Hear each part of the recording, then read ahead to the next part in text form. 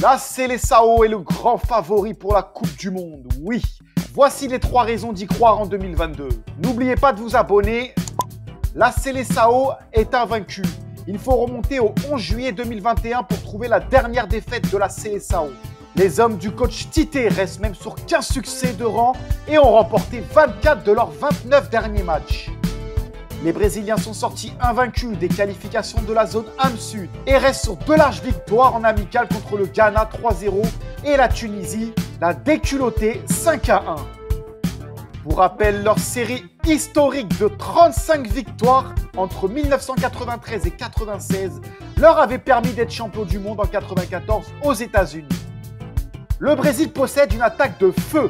Oui, Neymar, Vinicius Junior, Richarlison, Roberto Firmino, Rodrigo, Rafinha, Gabriel Jesus, Anthony, Pedro. Avec un vivier hallucinant d'attaquants, le Brésil a de quoi inquiéter les défenses. Après un mondial 2018 raté, on se souvient, Neymar est au sommet de son art avec le Paris Saint-Germain cette saison. Le Ney semble prêt à endosser le rôle du leader au Qatar. Mais reste à savoir, il faut qu'il surpasse Pelé 77 buts. On pourra compter alors sur un véritable numéro 9 que la Seleção espère depuis bien longtemps.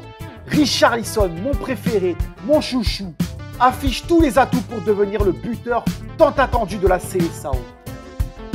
Tite devrait compter sur l'expérience de Roberto Firmino et Gabriel Jesus.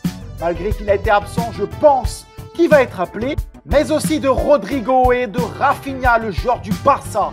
Inarrêtable avec le Real et le Barça.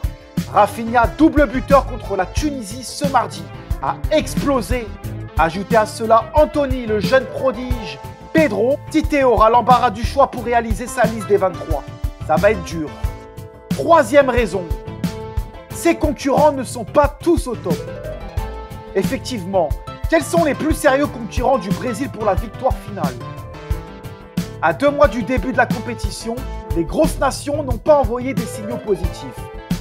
La France, pitoyable, a raté la plupart de ses derniers matchs. Pour moi, la France ne mérite pas et ne va pas gagner cette Coupe du Monde. L'Allemagne, elle veut laver l'affront du Mondial 2018, mais ses dernières sorties n'ont pas assuré. Les cadres du Bayern sont notamment pointés du doigt. L'Angleterre, les Anglais sont couverts d'incertitude malgré ses derniers résultats en Coupe du Monde et à l'Euro. L'attaque est en berne. Les Pays-Bas, grand absent de 2018, arrivent avec une nouvelle génération, mais sans expérience notable dans une grande compétition. La Belgique.